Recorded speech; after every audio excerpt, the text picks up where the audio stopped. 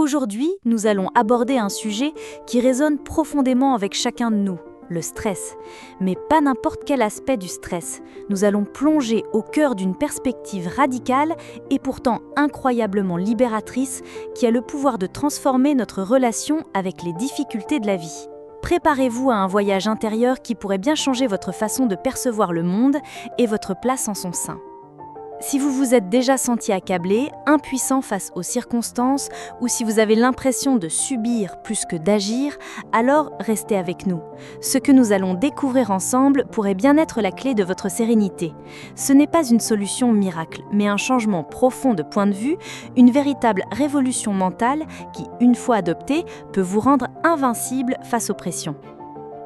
Nous avons tous ce réflexe. Face à l'adversité, face à une difficulté, notre premier instinct est souvent de nous plaindre. Ah, le doux réconfort de la plainte. Elle nous soulage un instant, nous donne l'impression que quelqu'un pourrait venir à notre secours ou au moins compatir à notre sort. On peut accuser la route glissante, le temps, l'administration, le voisin. C'est tellement plus confortable d'incriminer les contraintes extérieures plutôt que d'assumer la responsabilité de nos choix et de leurs conséquences. Mais cette habitude, aussi anodine qu'elle puisse paraître, est en réalité un piège redoutable. Tant que nous attendons une solution des autres, tranquillement installés dans l'inaction, la situation perdure et le stress s'intensifie. Pire encore, se plaindre a un effet pervers insidieux.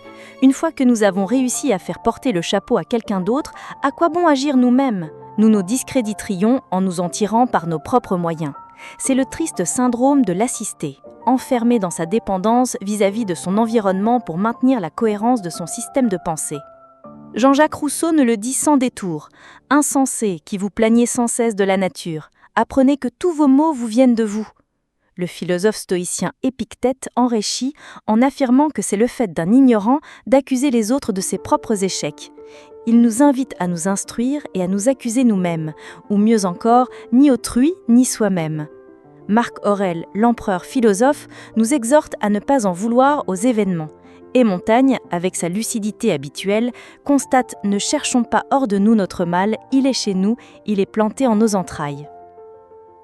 Toutes ces voies, à travers les siècles, convergent vers une même vérité. La solution est en nous. La responsabilité, dans son sens habituel, est souvent associée à la culpabilité. C'est un mot qui fait le vide autour de soi. Mais si nous l'entendons avec une oreille nouvelle, on peut donner au mot une allure nettement plus positive. Il ne s'agit plus de savoir si nous sommes coupables, mais si nous avons l'aptitude à trouver une réponse. C'est une distinction cruciale. Dans toute situation, il n'y a que deux choses utiles à considérer. La première, ce que nous ferons à l'avenir pour éviter d'en arriver là, et la seconde, ce que nous allons entreprendre pour nous en sortir. Garder notre attention sur tout le reste, sur le pourquoi, sur le qui, sur la plainte, ne fait qu'entretenir le stress. Cette responsabilité, telle que nous l'abordons, est un point de vue. C'est la conviction que le problème, tout comme la solution, vient de soi. C'est un point de vue qui nous offre un pouvoir. Pythagore le formulait ainsi. Les maux qui dévorent les hommes sont le fruit de leur choix. Et ces malheureux cherchent loin d'eux les biens dont ils portent la source. Platon, lui, nous disait « Chacun, parce qu'il pense, est seul responsable de la sagesse ou de la folie de sa vie, c'est-à-dire de sa destinée. » Ces paroles, bien que prononcées il y a des millénaires, résonnent avec une force incroyable aujourd'hui. Elles nous rappellent que nous sommes les architectes de notre propre bien-être ou de notre mal-être. Épictète, avec sa sagesse pratique, insistait « Notre salut et notre perte sont en nous-mêmes ». Et Emerson, le penseur américain, le confirme. Rien en dehors de toi-même ne peut t'apporter la paix. L'avenir de l'humanité, et par extension le nôtre, reste indéterminé parce qu'il dépend de nous, comme le souligne Bergson. Cette approche nous mène naturellement vers la philosophie stoïcienne. Pour les stoïciens, le secret de la sérénité réside dans notre capacité à nous centrer sur ce que nous pouvons modifier et à supporter le reste sans nous en inquiéter. Ils nous invitaient à considérer que nous sommes la seule source de changement sur laquelle nous pouvons vraiment nous compter. Attendre que notre entourage ou l'État s'en occupe, c'est risquer d'attendre longtemps. Quant aux regrets, ils sont de vilains parasites. La vie, la vraie vie, n'existe qu'à partir de maintenant. Imaginez un athlète.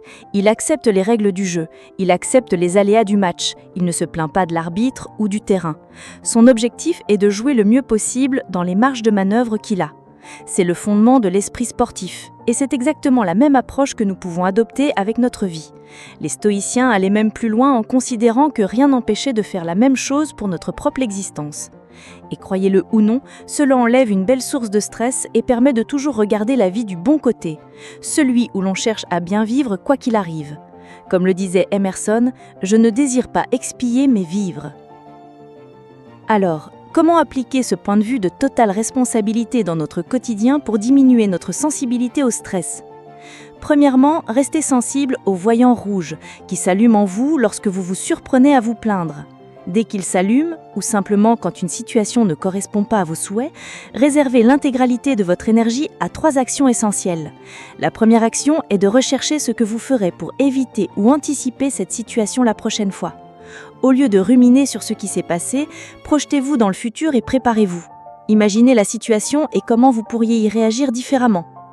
La deuxième action, et c'était peut-être la plus difficile mais la plus puissante, définissez ce que vous allez entreprendre pour sortir de la situation actuelle et passez à l'action sans état d'âme.